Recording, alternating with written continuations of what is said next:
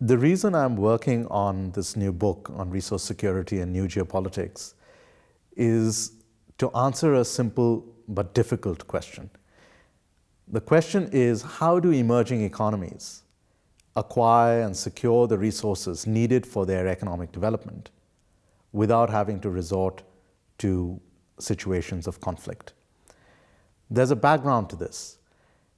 As emerging powers grow in the world, there's a significant increase in the demand for resources.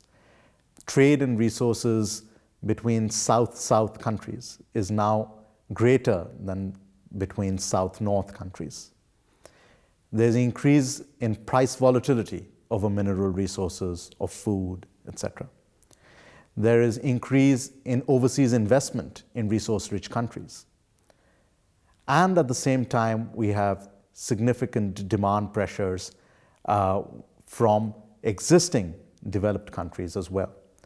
So how do we balance this need for resources from the rich world, from the emerging economies, and from the poor world, and do it in a way that minimizes global conflict?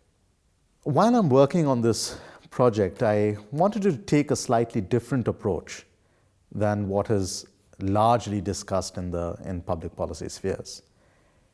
The conventional approach, or the orthodoxy, is that as economies grow, as they become more rich and more powerful, they should be able to acquire the resources they need.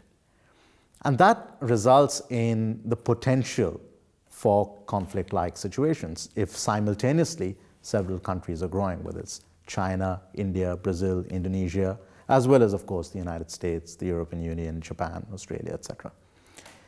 So I have actually taken a slightly different approach in my work.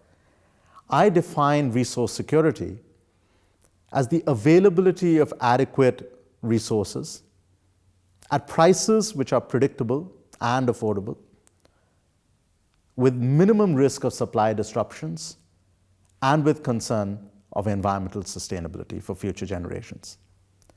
When you think of it this way, you actually end up working with a new toolkit to secure resources, relying in one part on markets, secondly, to a degree on asset acquisition, thirdly, making the transportation infrastructure for resources more efficient, fourthly, focusing on restructuring one's economy, fifthly, looking at the role of global institutions, and finally, of course, the X factor, technological development.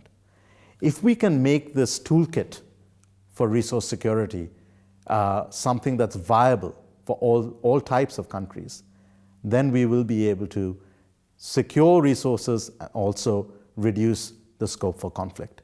That will be a new geopolitics.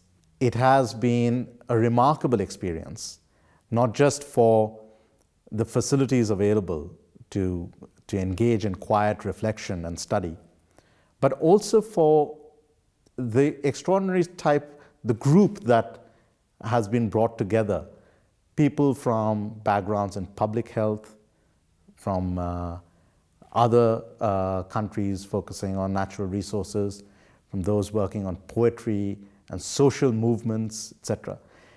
That unique combination of people to share your ideas with is something that has allowed me to refine, simplify, and yet develop my ideas further. 4 weeks is obviously not enough to write a book, but I think the foundations have been laid here. As we look forward in the 21st century, and the Rockefeller Foundation is celebrating its 100 years this year, we have to think of the biggest problems that face the world in a common way. We all have individual problems that our respective countries face.